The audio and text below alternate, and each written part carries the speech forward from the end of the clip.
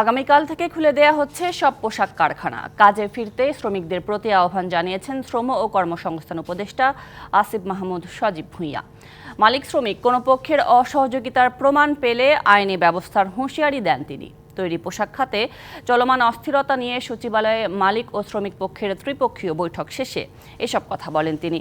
বৈঠকে ছিলেন স্বরাষ্ট্র, শিল্প, মৎস্য ও প্রাণী সম্পদ উপদেষ্টা সহ মালিক শ্রমিক প্রতিনিধিরা। পরে শ্রম ও কর্মসংস্থান উপদেষ্টা জানান, ত্রিপক্ষীয় বৈঠকে সকল সমস্যার সমাধান হয়েছে, পর্যায়ক্রমে অন্যান্য সমস্যাও সমাধান করা হবে।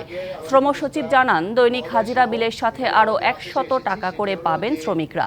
নিম্নতম মজুরিকে কেন্দ্র করে 2023 সাল থেকে এ পর্যন্ত শ্রমিকদের বিরুদ্ধে মামলাগুলো প্রত্যাহার হবে।